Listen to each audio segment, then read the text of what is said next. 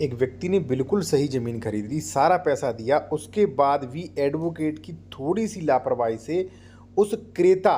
के ऊपर एफआईआर हुई, अग्रिम ज़मानत खारिज हो गई, उसकी गिरफ्तारी भी हो गई और उसकी रजिस्ट्री कैंसिलेशन के लिए केस भी कर दिया गया। उस पीड़ित व्यक्ति का मेरे पास कॉल आया, जब मैंने डॉक्यूमेंट्स चेक किए, तो वहाँ पे एडवोकेट द्वारा बड़ी मिस्टेक की गई थी। वो क्या बड़ी मिस्टेक की गई थी वो आप जान लीजिए, ताकि आपके साथ भी साथियों धोखाधड़ी ना हो। और ऐसे तमाम कॉल्स लगभग 10 दिन में मेरे पास जो है 5-6 ऐसी कॉल आए हैं, 5 या 6 ऐसे क्लाइंट्स आए हैं भाई, जिनकी यही समस्या रही है कि भाई या अब देखिए समस्या क्या है वो आप जान लीजिए पहले। देखिए साथियों, इसमें होता क्या है कि एक व्यक्ति जो है वो ज़मीन खरीदता है, ठीक है, बाकायदा ज़मीन खरीदता है, सही ज़मीन खरीदता है, वो रजिस्ट्री करवाता है। अब आप यहाँ पे देख सकते हैं, जैसे मान लीजिए 3 लाख रुपए उसने कहा कि 3 लाख रुपए में ज़मीन खरीदी है, ठीक है, हालांकि ज़मीन 6 लाख रुपए की खरीदी गई थी। 3 लाख रुपए उसने दिखाए, उसने दिखाया भारतीय स्टेट बैंक की शाखा की खाता संख्या अपना दिखाया, चेक संख्या यहाँ पे देख सकते हैं 58050 एक से 1 लाख, और चेक संख्या 580552 से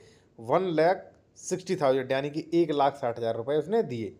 ठीक है। अब जो भी थे इसने ये कह दिया कि हमने यहाँ पे रुपए दिए, ठीक है, बाकी जो है मान लीजिए उसने जो है कैश दे दिए, ये दिख दर्शाया। अब यहाँ पे साथियों हुआ क्या, उसने बेचारे ने पूरा पैसा दे दिया था, ठीक है, लेकिन उसमें हुआ ये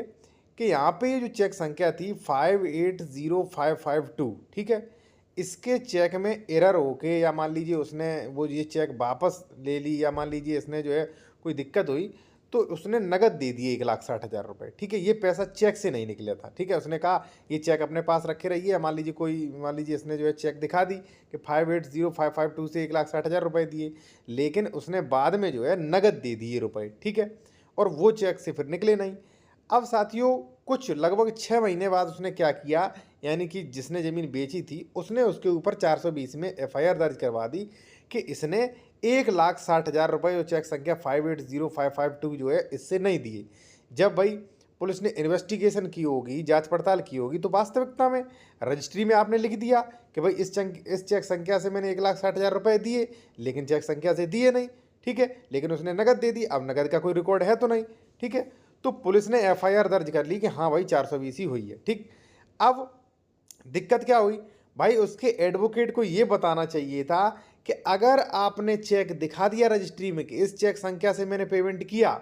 और फिर अगर आपने पेमेंट नहीं किया, तो रजिस्ट्री तो कैंसिल होगी, क्योंकि देखिए जो कॉन्ट्रैक्ट एक्ट है भाई वो ये कहता है कि अगर आपने बिना प्रतिफल के कोई भी करार किया, यानी कि बिना पैसे की कोई ज़मीन खरीदी, तो वहाँ पे रजिस्ट्री शून्य रहेगी, तो रजिस्ट्री तो कैंसिल होगी। दूसरी बात, जो आपने धोखाधड़ी कर दी कि मैंने 580552 से 1,60,000 रुपये दिए, इसमें लिख दिया, आपने ये बात कबूल ली, लेकिन जब जांच पड़ताल हुई तो इस चेक से कोई भी पैसा निकला नहीं था, ठीक है। तो बैंक ने डिटेल दी और उसके ऊपर एफआईआर हो गई, लेकिन वो बेचारा नगद पैसे दे चुका था, ठीक है। अब साथियों आप बचें कैसे वो आप जान लीजिए। एक चीज़ मैं आपसे और कहूँगा, यदि आप कोई कानूनी सलाह लेना चाहते साथियों, या आप कहीं ज़मीन खरीद रहे हो उसका डॉक्यूमेंट्स वेरिफिकेशन करवाना चाहते हो, जैसे मान लीजिए उसकी डबल रजिस्ट्री नहीं, उसका अंश से अधिक विक्रय तो नहीं, उसका कोई विवाद तो नहीं चल रहा, सरकारी ज़मीन तो नहीं, ये चीज़ आप मेरे द्वारा भी चेक करवा सकते हो, क्योंकि आजकल बड़ी धोखाधड़ी हो रही है। हमारा कॉन्टैक्ट नंबर आपको वीडियो के डिस्क्रिप्शन में मिल जाएगा, और भी कंसल्टेशन ले सकते हो। मान लीजिए कोई भी एरर है, कोई दिक्कत है, तो आप बातचीत कर सकते हो, ठीक है, और व्हाट्सएप पे मैसेज करिए, कॉल बुक कराइए, उसके बाद बातचीत कर सकते हो।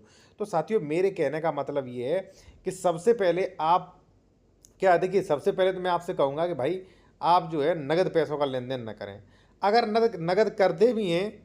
तो बहुत बड़ा इशू नहीं, तो रजिस्ट्री कैंसिल होगी, केवल एफआईआर नहीं होगी 420 की। लेकिन अगर आपने चेक संख्या दिखा दिया था कि हमने चेक मान लीजिए किसी चेक संख्या 432 से 10 लाख रुपए पे किया, और फिर आपने वो नगद पे कर दिया, तो फिर आप पर 420 भी होगी, क्योंकि नगद का रिकॉर्ड तो कोई है नहीं, 420 भी होगी, और 100% श्योर रजिस्ट्री कैंसिल होगी। कई बार मैंने देखा है रजिस्ट्री ऑफिस में बिना चेक संख्या, बिना मान लीजिए लेन देन, अगर मान लीजिए कैश होता है तो रजिस्ट्री ऑफिस में रजिस्ट्री करते नहीं, तो एडवोकेट क्या कहते हैं, ऐसा करिए चेक संख्या दिखवा दीजिए, पैसा नगद दे देना। लेकिन मैं आपको बता रहा हूँ कि आपके एडवोकेट्स को जानकारी नहीं है, वो बहुत ज़्यादा पढ़े लिखे नहीं है, वो बहुत ज़्यादा रिसर्च नहीं कर सकते, इसलिए दिक्कत है, ठीक है। और कोई भी लीगल एडवाइस है तो हमारा कॉन्टैक्ट नंबर वीडियो के डिस्क्रिप्शन दिया गया, आप टेलीग्राम चैनल को भी ज्वाइन कर सकते हैं, लिंक वीडियो के